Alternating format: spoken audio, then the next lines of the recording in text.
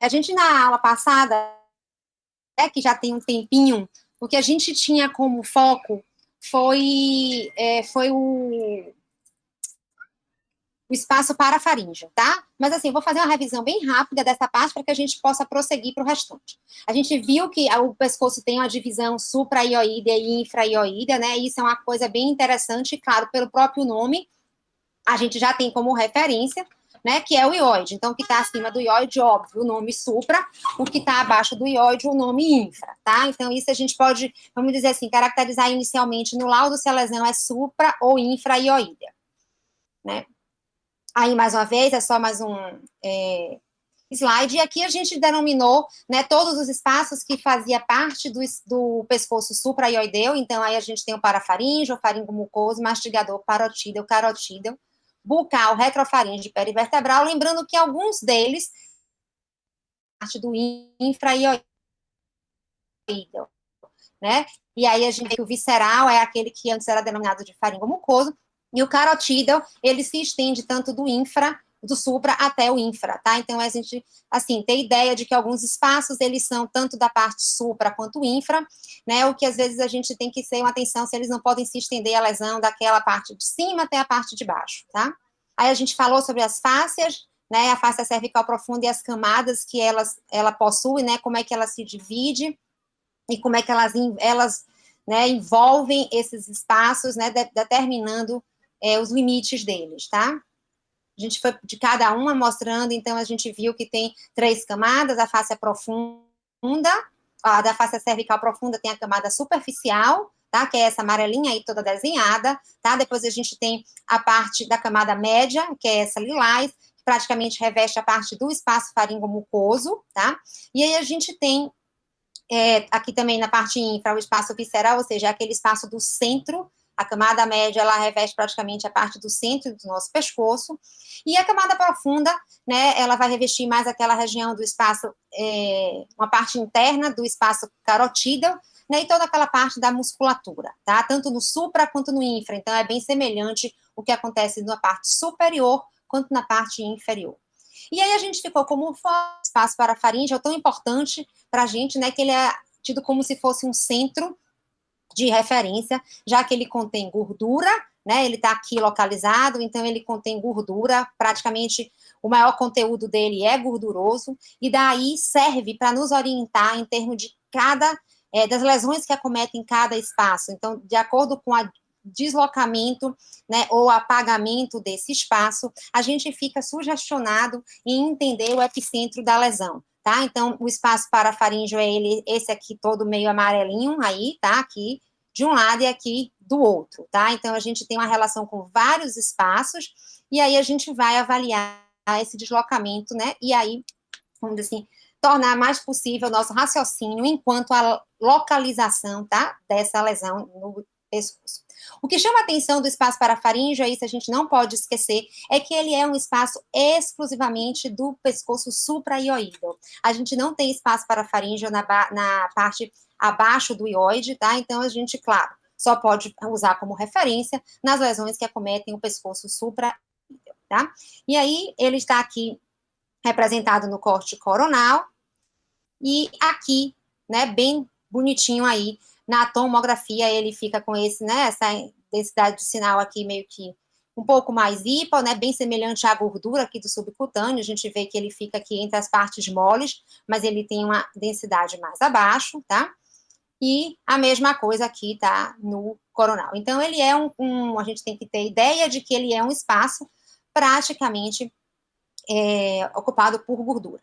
Essa imagem é uma imagem antiga, de um livro bem antigo, mas um livro que na nossa época ensinava muita gente como a orientar em relação a essa gordura, né? E mostra aqui como é que as lesões de cada espaço que estão ao redor dela fará, né? Qual é o efeito que vai fazer em cima desse espaço parafaríngeo. Então, assim, é muito interessante, né, essa parte do deslocamento da gordura para que oriente a gente em relação ao epicentro da lesão em si. Veio daqui, do espaço mastigador, em direção ao espaço parafaríngeo, deslocou o parafaríngeo para trás, né? Então, a gente tem como base esse parafaríngeo para que a gente raciocine em relação à topografia, tá, dessas lesões que estão ao redor dele. Então, assim, o parafaríngeo, na verdade, as lesões primárias dele são poucas, muito raras, e a gente usa mesmo como um referencial, tá, em relação aos espaços que estão ao redor do espaço parafaríngeo. Por isso que eu botei primeiro, porque eu acho que a gente, entendendo ele, a gente fica, talvez, assim, com mais facilidade de entender essa anatomia do pescoço tão temida e que, na verdade, não é nada de um bicho de 7 cabeças, tá? Então, vamos lá. Hoje a gente vai começar desse espaço faringoso, tá? Que foi onde a gente parou na aula passada, foi no parafaríngeo. Então, vamos lá. O espaço faringomucoso, né, o nome, a gente tem que entender que, às vezes, as estruturas, pelo nome, nos orienta muito ao que ela se refere.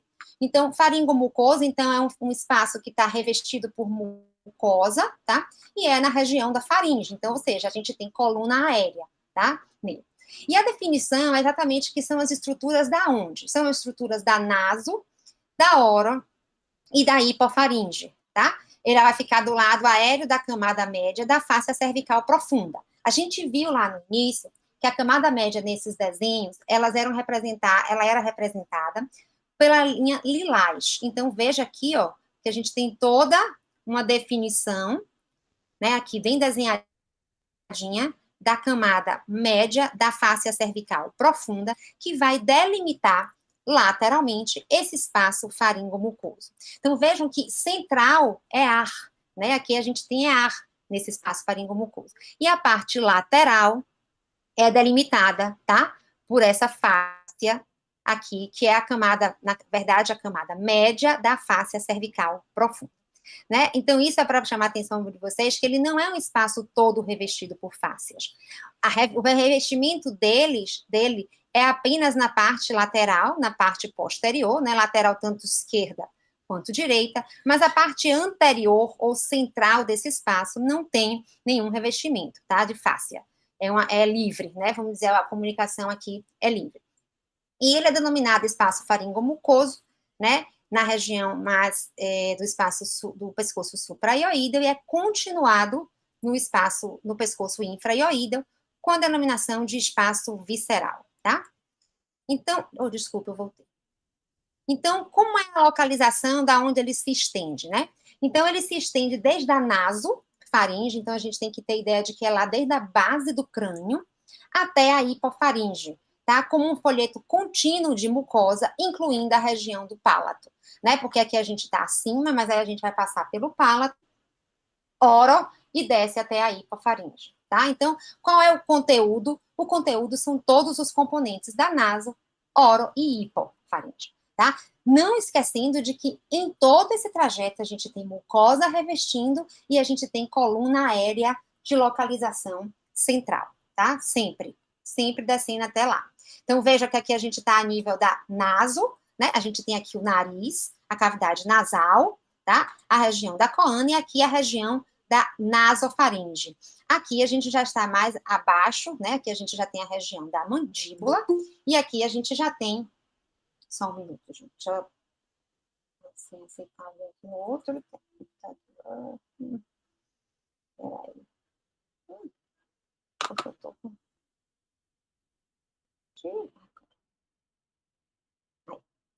Então, aqui a gente está já, né, na região da oro, veja que a gente consegue aqui enxergar bem a mandíbula, né, aqui já os músculos do assoalho da boca, né, da região aqui bem da base, e aqui também, ó, a gente tem toda essa sensação da coluna aérea, então é como se fosse aquele tubo aéreo, é o que compõe esse espaço faringomucoso, tá? Então, e quais são as relações, tá, anatômicas desse espaço faringomucoso? Então, vamos raciocinar aquela mesma imagem que a gente estava lá quando a gente viu o espaço parafaríngeo. Vejam que ele é central, e uma coisa que chama a atenção aqui, né, em relação aos outros espaços, é que o espaço faringomucoso, ele é único. Eu brinco muito e digo assim aos meninos que o pescoço, apesar da gente achar que é uma anatomia difícil, ele é simétrico. Então, a gente pode muitas vezes comparar um lado com o outro, o que nos facilita, né, a interpretar. Eu acho que isso facilita a gente de ver, eu digo assim, joga os 7 erros, bota aí para ver o que tem de um lado e o que não tem do outro, tá? Mas o espaço faringomucoso, apesar dele ser simétrico, ele com ele mesmo, naquela mesma topografia, como se a gente tivesse dobrado uma coisa sobre a outra, né? Mas ele é único no centro, tá? Então, assim, a gente tem que entender que a gente tem o espaço parafaríngeo, a gente não tem como os espaços, né, parafaríngeos, ou faringomucoso, né? A gente tem um único espaço que vai se estender desde lá de cima até lá embaixo. E aí, aqui atrás, qual é o limite dele? Né? Quem está atrás, pelo próprio nome, a gente já entende. Espaço retrofaríngeo. Então, se esse aqui é o espaço faringomucoso que contém a faringe, quem está atrás dele, essa linhazinha aqui, é o espaço retrofaríngeo, tá? Nas laterais, tem qual? Tem o espaço parafaríngeo, aquele que a gente já viu lá. E anteriormente, mais anterolateralmente, porque faz corpo só com a porção anterior desse espaço, está o espaço mastigador. Esse espaço aqui todo caracterizado, tá? Em lilás, tá? Se a gente for avaliar, né, porque a gente pode botar depois no corte coronal aí, a gente vai ver que superiormente, qual é o limite? Se a gente diz que ele vem desde a base do crânio, quem é que faz essa base do crânio? O osso esfenoide, né? Aqui atrás vai aparecer o clivos, tá? E os forames láceros, tá? E aí a gente tem que entender que por a gente possuir esses forames nessa região, torna-se uma rota de disseminação, né? A gente tem que pensar, toda vez que a gente tem esses forames, isso facilita com que haja passagem, né, de uma lesão em direção a outra, como disseminação, né, tanto por via nervosa, quanto por exemplo, teve um orifício, a lesão tende a ser mais fácil, né, de passar por ali, tá? Então, aqui a gente vai de novo repetir, posterior é o espaço retrofaríngeo, fácil da gente perceber, gente. Nas laterais, mas um pouco mais anterior, não é toda lateral, a gente tem o espaço mastigador, aqui representado, e ele estaria aqui desse lado também. Aqui a gente tem o espaço parafaríngeo, que seria esse aqui, tá? Aqui representado. E para cima, né, vamos dizer, lá no topo, vamos dizer, na parte óssea, a gente tem o osso esfenoide, o clivus, e lateralmente aí a gente tem o forame lácero, tá? Então, aqui, ó, mostrando aquela mesma imagem lá, mas para chamar a atenção de vocês em relação à base do crânio, né? Então, assim, veja que a gente tem um limite ósseo. Essa parte superior é um limite ósseo e que a gente tem que ter muito cuidado, né? Assim, atenção, principalmente quando a gente for avaliar lesões nessa região, sempre transformar na janela óssea, né? Botar a sequência que veio com o filtro de osso, para que a gente consiga ver se realmente existe integridade nessas estruturas daqui, o que, caso não aconteça, já pode ser uma extensão das lesões dessa região, tá? Então, a gente tem que entender que depois dessa parte mole, é um osso, tá? E que é um osso que, como tem uma relação direta, a gente tem que ter muito cuidado para que não haja, né? Às vezes são lesões bem sutis nessa região, mas que a gente tem que estar bem atento. Então, aqui ela mostra de novo o forame lácero, né? O que aconteceu? Peraí, gente. Voltou? Eu não creio. Peraí. Voltou, né? Tá tudo ok, não tá? Vocês estão ouvindo tranquilo? Doutora, para mim estava a mesma imagem. Tá ouvindo ou não? Sumiu? Estamos. Estamos? Então, vamos lá. Então, aqui a gente tem essa relação, aqui é um corte, né, coronal, então, que a gente viu aqui, e mais uma vez mostrando aí a importância, né, desse forame lácero, que faz essa comunicação, vamos dizer assim, da parte intracraniana com essa parte, né, já aqui da região cervical alta, bem inferior, lá na base do crânio, tá mostrando o que facilita essas lesões, né, o que pode causar em termos de disseminação, tá? E aí, como é que a gente vai caracterizar uma lesão primária deste espaço, né? O que é que vai nos induzir a pensar de que essa lesão é do espaço faringomucoso, né? Como é que a gente vai pensar? Qual é o critério que eu vou usar? Então, a gente tem que entender que, como a gente viu lá, se esse espaço faringomucoso, ele tem uma localização medial ao espaço parafaríngeo, ele vai tender a empurrar essa gordurinha aqui preta representada nesse desenho, nesse sentido daqui para cá, como está demonstrado aqui nesse desenho. Então, veja que o meu espaço faringomucoso é esse. Então, se eu tenho uma lesão que cresça nessa região, o que ele fará com o meu espaço parafaríngeo? Ele vai empurrar nesse sentido. E aí, essa gordura que ocupava todo esse espaço, ela vai ser apagada e deslocada para trás, tá certo? Então, a gente tem que ver, sempre buscar essa relação, já que ele tem uma proximidade com esse espaço parafaríngeo, a gente sempre deve, né, tentar buscar como é que ele está fazendo com o espaço parafaríngeo, o que, que ele faz com essa gordura, qual o comportamento dessa gordura diante dessa lesão que eu tenho, né? E se essa gordura tiver deslocada, né, aqui nesse sentido dessa setinha, né, de medial para lateral e de anterior para posterior, eu vou entender, né, me faz raciocinar de que essa lesão tem uma provável epicentro no espaço faringomucoso. E a gente tem que ter também um outro entendimento dessa região. A gente viu lá que ele tem um revestimento mucoso. Então, quando eu tenho uma lesão nessa região, essa mucosa que aqui estava, normalmente ela torna-se interrompida, né? A arquitetura dessa mucosa torna-se interrompida, o que infere realmente de que eu tenho uma lesão que está acometendo esse espaço faringomucoso. Esse livro é um livro antigo, tá, gente? Um livro que era só de desenhos, mas é um livro com ilustrações muito, assim, que para mim me remete muito como eu aprendi em relação a esses deslocamentos. Eu acho que isso me ajudou muito, tá? Então, por isso, assim, que eu insisto em colocar elas aqui, mas apesar de ser antiga, você vê, é um livro de 1995, são desenhos, mas são desenhos ilustrativos, e ele nos faz realmente raciocinar em relação a esse deslocamento do espaço parafaríngeo. E aqui, de novo, né, mostrando uma lesão, né, aqui nessa região, assim, semelhante àquele desenho anterior, você vê que aqui a gente consegue enxergar toda essa gordura do espaço parafaríngeo, aqui essa gordura não mais visualizada, e essa área, né, da arquitetura da mucosa tão bem definida aqui já interrompida, ocorrendo, na verdade, uma distorção aí, né, da arquitetura habitual dessa região aí, aqui a gente localizado no espaço faringomucoso ao nível da rinofaringe, tá? Alguma dúvida, podem perguntar, alguma dúvida em relação aí a essa anatomia? Não? Posso seguir adiante? Então, vamos lá. Aqui é uma passagem rápida, tá? O foco muito mais em relação à anatomia, mas a gente vai só citar para que a gente consiga lembrar alguns nomes em relação às patologias do espaço faringomucoso. O mais comum é o carcinoma escamocelular, né? Em termos de lesão em si, assim, que a gente mais vê, o que mais nos chega, vamos dizer assim, em termos de solicitação de exame, tá?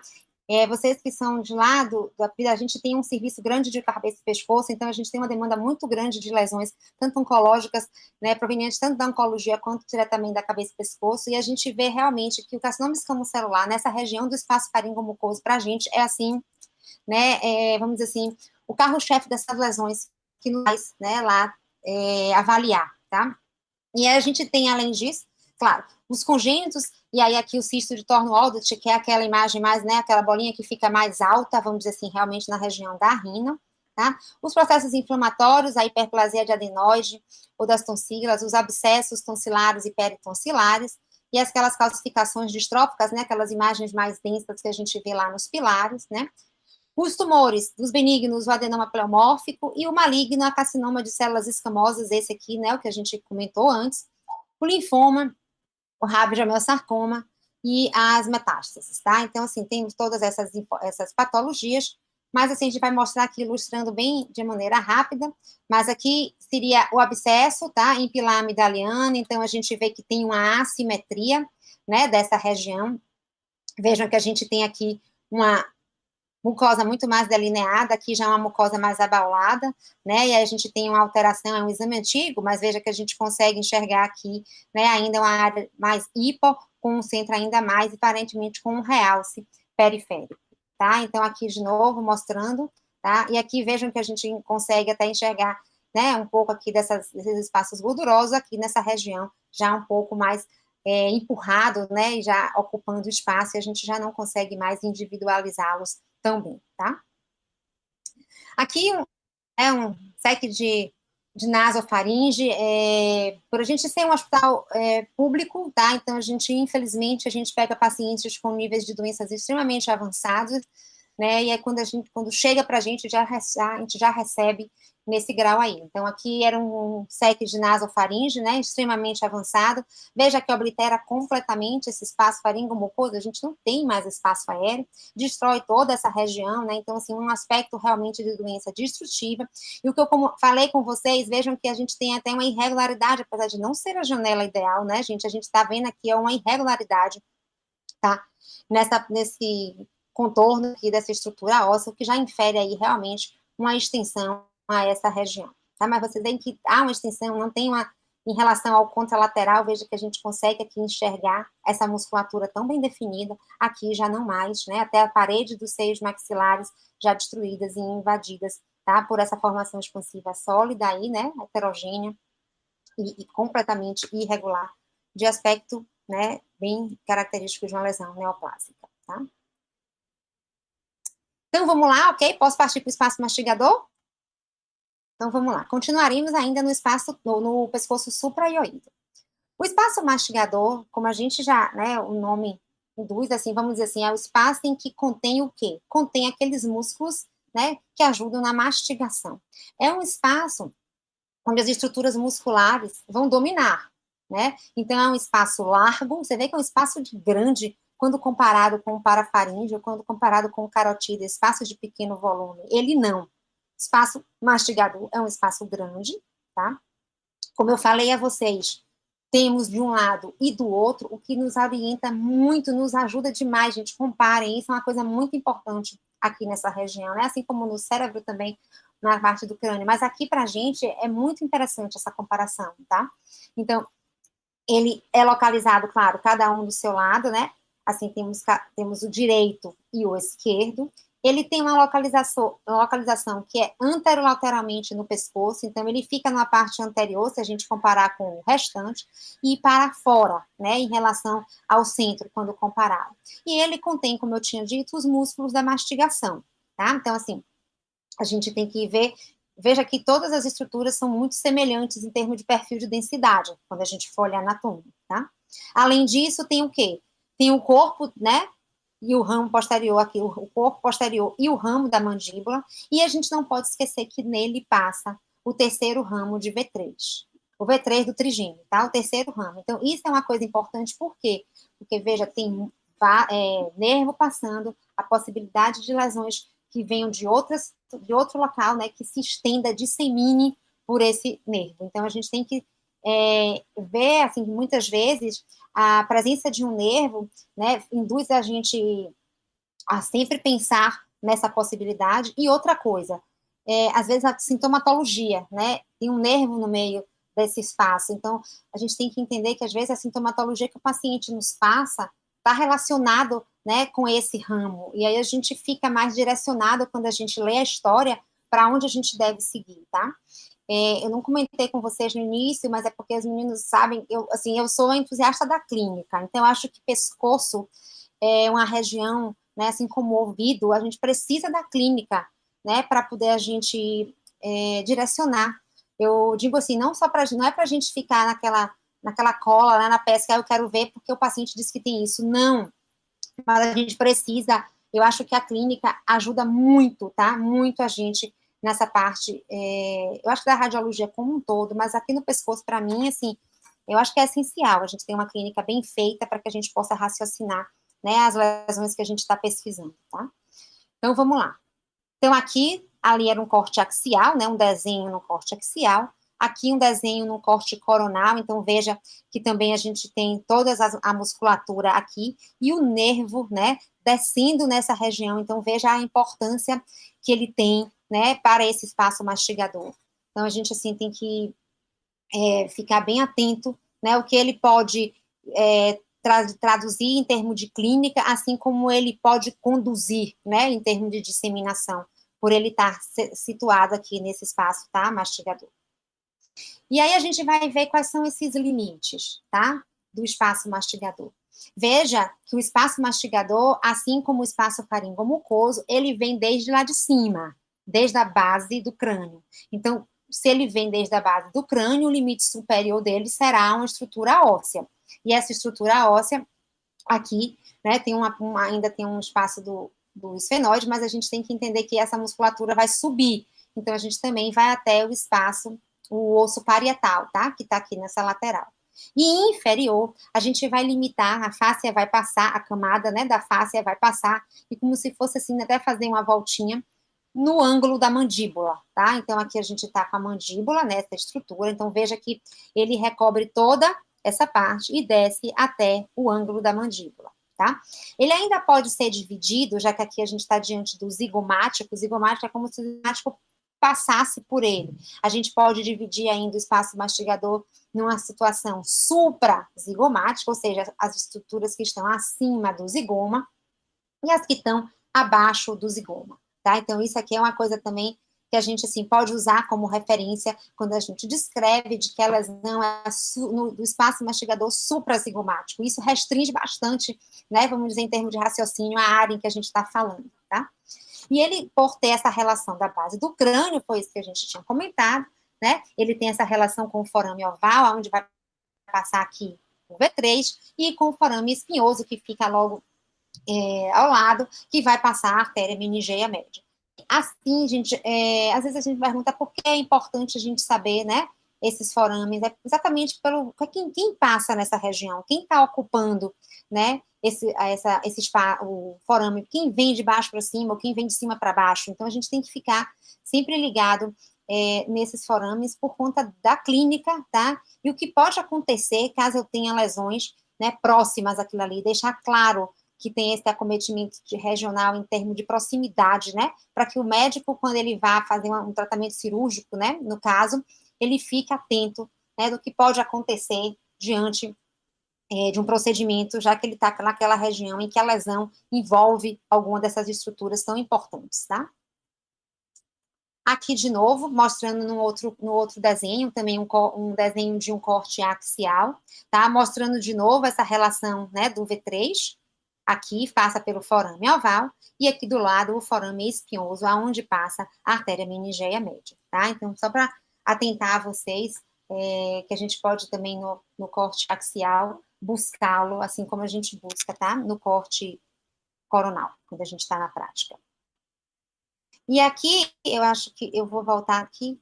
Deixa eu só... Eu passei demais. Ai, desculpa.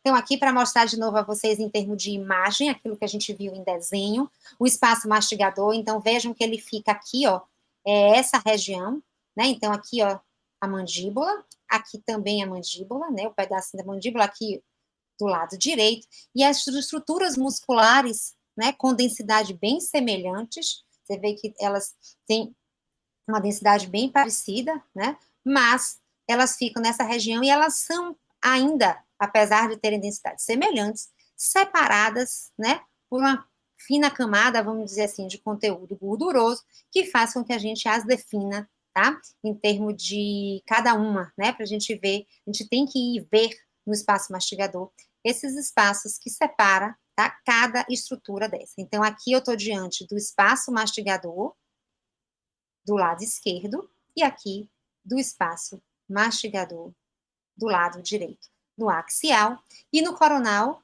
olha lá a base do crânio, essa relação aqui do esfenoide se estendendo até a região cá de cima, que vai até o parietal, e aqui, né, toda essa configuração seria isso aqui, ó, tudo o espaço mastigador.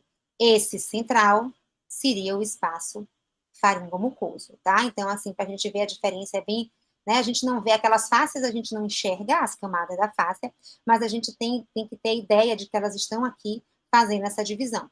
Então, aqui o espaço mastigador, tá? Eu estou sendo repetitiva, mas é para que vocês tenham mais ou menos, né, assim, uma noção boa, tá? Aqui e aqui de novo, o espaço mastigador vindo até o ângulo da mandíbula e tornando, tá, a subir.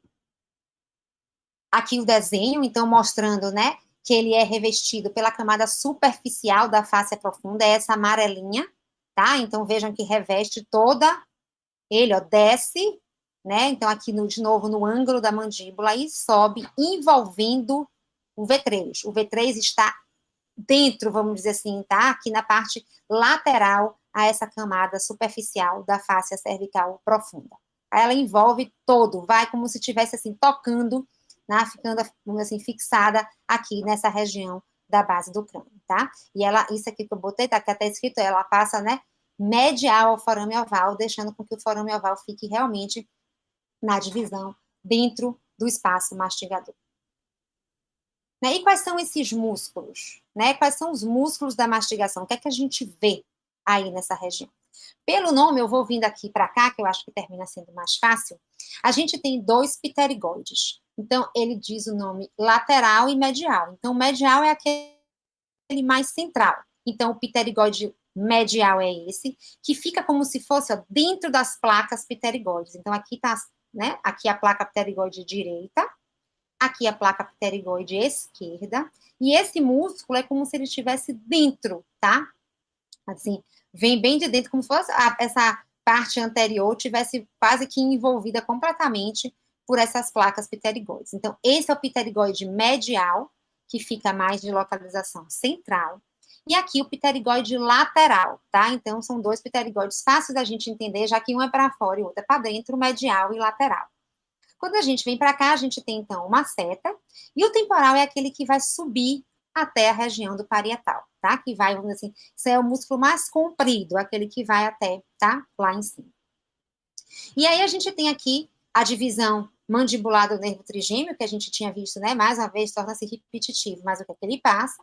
O corpo posterior e o ramo da mandíbula, e o plexo venoso pterigoide, é aquela imagem que a gente viu no outro de cá, apareceu mais desenhadinho, tá? Que fica aqui, bem no centro, né? Ao lado do ramo da mandíbula que desce. Esse é o ramo, né? Que vai entrar na mandíbula aqui e sair, né? Cá adiante. Então, de novo, aqui mostrando agora em termos de imagem. Então, a gente tem ó, o pterigoide medial, o pterigoide lateral, uma seta e o temporal, tá? Que vão aqui os dois subirem, é o mais alto, vamos dizer assim, vão mais para cima, tá? E aqui a gente vai ter ideia de que tá, a gente vê que a gente não enxerga, mas a gente tem que entender que V3 está passando aqui, tá? E que a gente ainda tem aqui o corpo da mandíbula e também lembrar que o plexo venoso pterigoide também passa aqui, tá? Nessa região. Aqui a mesma imagem, mostrando aqui os músculos, tá? Então, a gente vai vendo ó, os músculos descendo, tá? E aqui, de novo, esse ramo, tá? Do V3, tá? Que é lá, né? O ramo do trigêmeo, bem delimitado, é o ramo mandibular. Ele sai pelo forame oval e vai emitir vários ramos aqui, tá? Nessa região. Ó, aqui bem desenhado, ó, a saída dele. Né? E como é que eu vou caracterizar uma lesão primária deste espaço? Da onde, qual é o referencial que eu vou fazer, né, que eu vou usar? Então, mais uma vez, eu voltando para aquela imagenzinha daquele livro velho, mas assim, aqui bem representado, né, a imagem preta do espaço parafaríngeo, e se eu tenho aqui o meu espaço mastigador, o que vai acontecer com o meu espaço parafaríngeo, na grande maioria das vezes, é o deslocamento nesse sentido. Então, a minha gordura, ela vai apagar nesse sentido, ela vai ser comprimida dessa forma. E aqui demonstrado, mostrando a setinha, que ela vai fazer esse movimento, tá? Então, o centro da lesão tem que ser na musculatura ou no ramo da mandíbula, tá? Para poder acontecer o deslocamento nesse sentido. Vai deslocar o espaço parafaríngeo de anterior para posterior, tá? Então, assim, sempre lembrar, a gente já tinha visto que o faringomucoso fazia isso, e o espaço mastigador vai fazer isso com a gordura, nesse sentido, antero-posterior, com a gordura do espaço parafaríngeo. Veja que ela devia estar, né, se estendendo até essa região aqui, já está comprimida nesse sentido, porque eu tenho uma formação ocupando, tá, esse espaço. E aqui o desenho, né, mais colorido, mais ilustrativo, mostrando uma formação expansiva nessa região do espaço mastigador, da musculatura, e vejam que aqui eu tenho ó, toda a definição do meu espaço parafaríngeo, aqui meu espaço parafaríngeo já, né, quase inexistente e apagado nessa região, mostrando apenas essa região de espaço parafaríngeo de gordura, ou seja, tem algo fazendo isso aqui, nesse sentido, tá? Então, o que me induz a pensar de que a lesão tem um epicentro nesse espaço mastigador. E aqui mostrando, tá? Vejam que aqui eu tenho, ó, tão bonitinho, meu espaço parafaríngeo aqui tão delimitado com meu espaço faringomucoso no meio, e meu espaço mastigador todo aqui delimitado, né? Dá para eu conseguir interpretar todas essas estruturas. Aqui eu tenho essa dificuldade, eu não consigo visualizar assim, individualmente esses músculos que compõem, e veja que o espaço parafaríngeo que aqui estava, aqui praticamente não existe, o que infere que ele está fazendo esse sentido, tá? Até mesmo projetando-se um pouco, empurrando, né, deslocando essa região do espaço faringomucoso. Então, a gente tem que lembrar que as lesões do espaço parafaríngeo desloca anteroposteriormente essa região, né, a gordura do espaço parafaríngeo. E quais são as patologias? A gente pensa, né, assim, quando a gente pensa em patologia da região, a gente tem que entender o que é que anatomicamente aquela região possui, para daí raciocinar quais são as patologias que aí acontecem. Se a gente for ver o espaço mastigador, ele é praticamente composto de músculo. Então, assim, aquelas lesões musculares que acontecem em outras regiões que existem músculos, também pode acontecer aqui, né? E a lesão primária, né, maligna mais comum é o sarcoma. Então, a gente tem aqui uma lesão demonstrada aí, de uma lesão sólida, infiltrativa, né, e que o que a gente tem que, de novo, né, vou falar, mas a gente tem que estar muito atento, é essa proximidade, porque se eu tenho uma lesão, né, de um aspecto neoplásico, nessa região, e em que eu tenho um espessamento, né, da musculatura, da bainha aqui do nervo, então veja que, ó, tá espessado, e isso aqui, vamos dizer assim, caiu aqui nessa bainha, vamos lá, vai entrando, e com isso favorece, já que eu tenho uma porta, vamos dizer assim, né, aqui que leva esse nervo lá para diante, então a gente termina tendo uma disseminação perineural através de V3, né, quando a gente tem essa lesão de espaço mastigador. Então isso nos leva sempre a, toda vez que a gente enxergar, né, uma imagem nesse espaço mastigador, principalmente lesões de aspecto neoplásico, é bom que a gente sempre dê uma olhada e faça nossos olhos subir nessa direção até a região do fórum mioval para a gente ter certeza de que não houve uma disseminação de lesão através dessa região, tá? Então, isso aqui é para lembrar vocês que essa região pode, assim, a lesão pode vir por aqui e ter uma outra formação expansiva aqui, que às vezes a gente diz assim, é uma lesão secundária, né, metastática sem nenhuma disseminação. Não, às vezes a disseminação é perineural e a gente não se liga, não se atenta por não saber que a anatomia, né, mostra que tem esse nervo aqui tão importante que favorece realmente essa disseminação, tá, perineural. Além disso, a gente tem outras patologias nessa região, né? A gente tem os hemangiomas e os linfangiomas, já que a gente tem aí também, né, plexos nessa região, e hemangiomas por lesões vasculares, né? Podemos ter, claro, os abscessos e osteomielite de mandíbula, já que a gente tem osso, a gente pode ter osteomielite, e ficar super atenta às lesões dentárias, né, que podem disseminar por essa região, tá? Podemos ainda ter pseudotumores, como glândula parótida acessória, coisas que não são muito comuns, gente, mas existem, né? Hipertrofia benigna de masseter e até mesmo alterações musculares por atrofia, né, de nervosa, aí a gente tem uma atrofia nervosa, termina tendo alterações, né? E os tumores, todos aqueles tumores, tipo leumiomas benignos, que também acometem musculatura, né? Schwannomas e neurofibromas, já que temos estruturas nervosas nessa região, os osteoblastomas de mandíbula, também relacionado com as estruturas ósseas, né, o cisto também, e os malignos, sarcomas, os linfomas não Hodgkin, os CA de células escamosas e as metástases, né, que podem estar em qualquer lugar, na verdade. Mas, assim, os sarcomas são os mais comuns tumores que a gente vê acometendo, tá, essa região. Mas, assim, comparativamente, na nossa prática lá, a gente, assim, nossa estatística em termos de lesões de espaço faringomucoso, de lesões do espaço mastigador, do ponto de vista neoplásico, nem compara. A gente tem um índice muito mais alto de lesões do espaço faringomucoso, tá? Aqui para mostrar um hemangioma de masseter, né? Então, veja aí que tem toda... A gente tem essa imagem, essa formação expansiva, numa imagem sem contraste, mas veja que a gente tem pontinhos, né, como se fossem imagens hiperdensas de calcificação aqui, nas estruturas vasculares, e que depois deu tanto essa captação, como se fosse meio que serpiginosa das estruturas vasculares, que aí, né, tem. Quando a gente compara com o lado contrário, mais uma vez, a importância da gente comparar. Veja que ele está aqui tão bonitinho, esse masseter, tá? Em relação à parótida aqui, e esse masseter que está anterior aqui de aspecto anatômico preservado, aqui aumentado, promovendo um abaulamento, e que na fase 100 já tinham essas calcificações, o que a gente fica, né, sugestionado de que são estruturas vasculares, né, aqui tem vasinhos que terminaram demonstrando na fase com contraste esse contraste de estruturas meio que serpiginosas, sugerindo realmente uma lesão, tá, de origem vascular, um hemangioma de masseter. Tá? Aqui só mostrando na ressonância, né, os aspectos aí do fluo ovoide, e aqui de novo a captação, tá, do contraste. Aqui um processo infeccioso, tá, mostrando, podem acontecer, né, em qualquer região, e a gente lembrando que aqui, ainda mais essa relação com a mandíbula, então, às vezes, lesões dentárias terminam disseminando para essa região, mas aqui mostrando no ultrassom, só para como curiosidade, né, na região do ângulo da mandíbula, uma imagem heterogênea, né, com debris bem irregular, tá, e ela, coincidência, aqui tá a lesão, tá, bastante, ó, irregular, a gente ainda consegue até enxergar aqui plano de clivagem, aqui a gente consegue, né, ver a individualização das estruturas, mas veja que tem um adensamento, borramento dessa região como um todo, com aumento aí, tá, do volume, quando comparado com o contralateral. Sempre comparo, gente, com o contralateral.